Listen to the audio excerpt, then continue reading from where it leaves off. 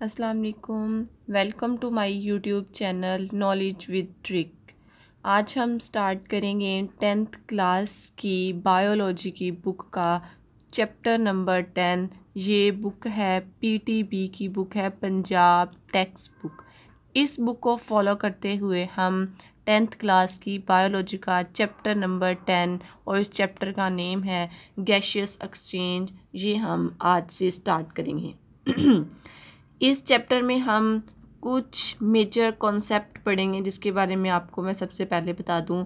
Gaseous exchange इस chapter का नाम है और हम ये गैशियस एक्सचेंज पढ़ेंगे प्लांट्स के अंदर, गैशियस एक्सचेंज एनिमल्स के अंदर पढ़ेंगे कि किस तरह से गैसों का तबादला होता है, प्लांट के अंदर किस तरह से होता है, एनिमल के अंदर किस तरीके से होता है, और ये कौन कौन से इसके अंदर ऑर्गन्स एनिमल्स में शामिल होते हैं और कौन कौन से सेल शामिल होते हैं प्लांट्स में और वो किस तरीके से ये प्रोसेस करते हैं गैशियस एक्सचेंज का। इन सब के बारे में हम इस चैप्टर में पढ़ेंगे और इसके अलावा हम लास्ट पे पढ़ेंगे सम रिस्पायरेटरी डिसऑर्डर्स। इन गैसेस के एक्सचेंज से कौन कौन सी हमें रिस्पायरेटरी डिसऑर्डर्स होती हैं उसके बारे में हम पढ़ेंगे।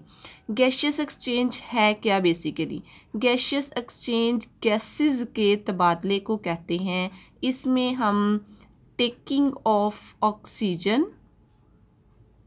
ऑक्सीजन का अंदर लेके जाना and getting of the carbon dioxide, इन दोनों चीज़ों के बारे में हम पढ़ते हैं।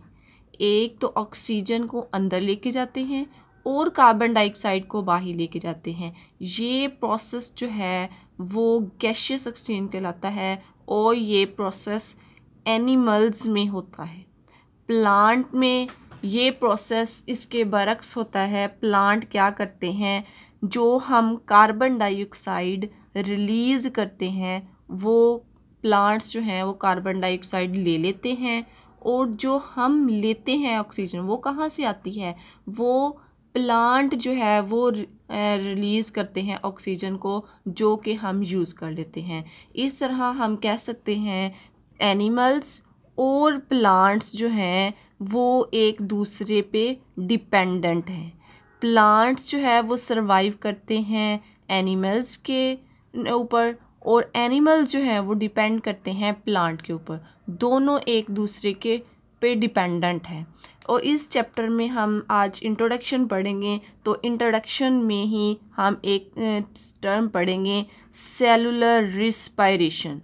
वैसे ये हम 9th क्लास में पढ़ चुके हैं सेलुलर रिस्पायरेशन क्या है। सेलुलर रिस्पायरेशन ये दो लफ्ज़ों से मिलकर बना है। पहला लफ्ज़ है सेलुलर और दूसरा लफ्ज़ है रिस्पायरेशन। अब हम इन दोनों को अलग अलग देखेंगे कि ये दोनों क्या है लफ्ज़। ये जो सेलुलर का मतलब है, ये नाम से पता चल रहा है सेल, और cellular level of cell, at the level of cell. Cell के लेवल पर जो काम हो हम उसको कहते हैं सेलुलर। आगे है रिस्पायरेशन।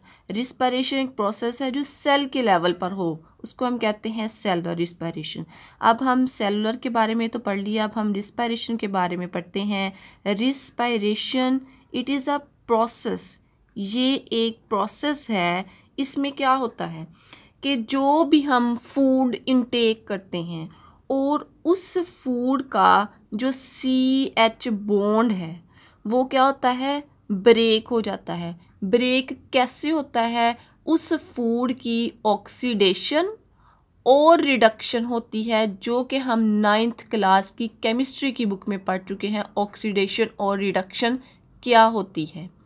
जब इस फूड की ऑक्सीडेशन और रिडक्शन होगी तो उसके वो ऑक्सीडेशन रिडक्शन कौन करवाएगा, ऑक्सीजन जो है वो फूड की ऑक्सीडेशन और रिडक्शन करवाता है, जिसके नतीजे में क्या होता है, हमें एनर्जी मिलती है।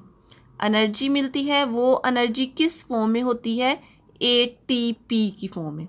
ATP क्या है, अब सबसे पहले हम ये देख लेते हैं ATP क्या है।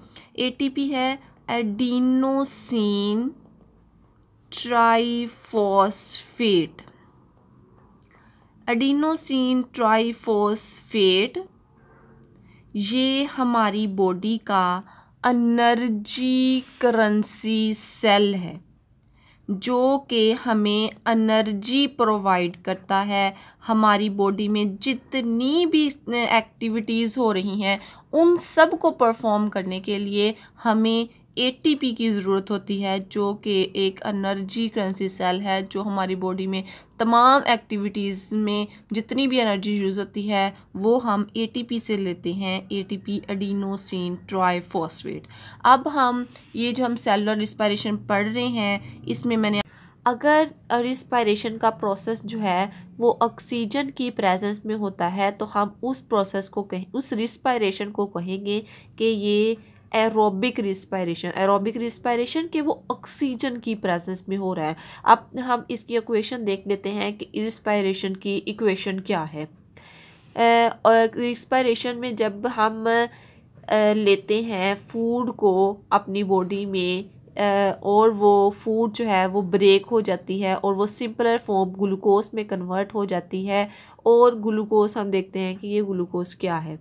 ग्लूकोज एक ऑर्गेनिक मॉलिक्यूल है जो कि एक सिंपलेस्ट फॉर्म है हमारी फूड की जो भी हम इनटेक करते हैं, और इसका फार्मूला है C6H12O6। इसकी इक्वेशन है C6H12O6। जब ग्लूकोज के मॉलिक्यूल्स के ऊपर ऑक्सीजन जो है वो रिएक्ट करती है, इस ग्लूकोज के मॉलिक्यूल की ब्रेक डाउन करती है। कैसे ब्रेक डाउन करती है?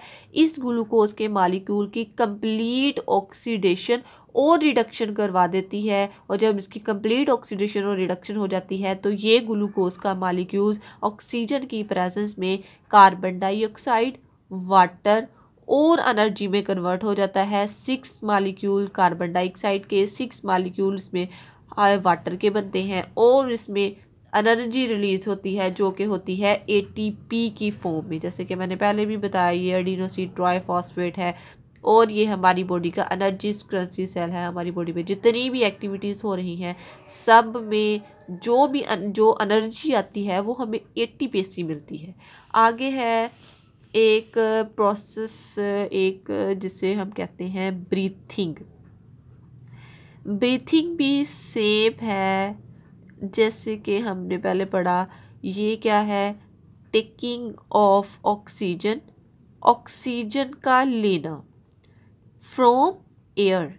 एयर से हम ऑक्सीजन को लेते हैं क्योंकि एयर जो है वो मिक्सचर ऑफ गैसेस है, और जब हम एयर को लेके जाते हैं तो वो हम अपने माउथ और नोज़ के ज़रिए हम अंदर लेके जाते हैं, और लंग्स में जाके जो है वो गैसेस का एक्सचेंज होता है। हम ऑक्सीजन को लेते हैं और getting off carbon dioxide into the air. Air के अंदर गैसेस का खराज, गैस को, कार्बन डाइऑक्साइड को दे देना एयर में, ये हम कहते हैं गेटिंग ऑफ। अगर हम सांस ले रहे हैं, ऑक्सीजन अंदर लेके जा रहे हैं, और फिर जब हम एक्सहेल करते हैं तो हम कार्बन डाइऑक्साइड बाहर निकाल देते हैं। ये एक सिंपल प्रोसेस है जिसे हम ब्रीथिंग कहते हैं। ये इस मैकेनिकल प्रोसेस है। इसमें क्या कोई भी केमिकल कुछ भी नहीं होता, बस क्या करते हैं, सादा हम सांस लेते हैं, ऑक्सीजन अंदर चली जाती है, सांस हम जब बाहर निकालते हैं तो लंग्स में एक्सचेंज हो जाता है गैस का, जो कि कार्बन डाइऑक्साइड बाहर निकल आती है। ये एक मैकेनिकल प्रोसेस है, और इसके मुकाबले में जो रिस्पायरेशन है, रिस्पायरेशन में भी गैसेस का ऐसे ही एक्सचेंज होता है, लेकिन रिस्पायरेशन में ऐसे होता है कि ऑक्सीजन वो लेता है, टेकिंग ऑफ ऑक्सीजन करता है, लेकिन ऑक्सीजन को यूज़ करता है for break down of glucose.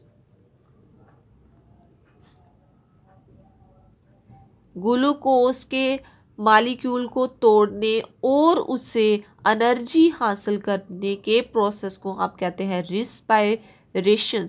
Respiration आना इधर, रिस्पायरेटरी नहीं, रिस्पायरेशन। रिस्पायरेशन में ऑक्सीजन को ना सिर्फ लेता है बल्कि उसको फर्दर यूज़ करता है ग्लूकोज की ब्रेकडाउन के लिए, और उस ग्लूकोज की ब्रेकडाउन से हमें कार्बन डाइऑक्साइड भी मिलती है, हमें वाटर भी मिलता है, और जो मेजर हमारा कंसर्न है वो है ATP है। ये था हमारे इस चैप्टर का इंट्रोडक्शन, और हम इंशाल्लाह कल पढ़ेंगे गैसियस एक्सचेंज इन प्लांट। अगर हमारी वीडियो आपको अच्छी लगी हो तो आप इसको लाइक करें और अपने दोस्तों के साथ शेयर करें और सब्सक्राइब करना मत भूलें। अल्लाह हाफिज़, see you in the next video.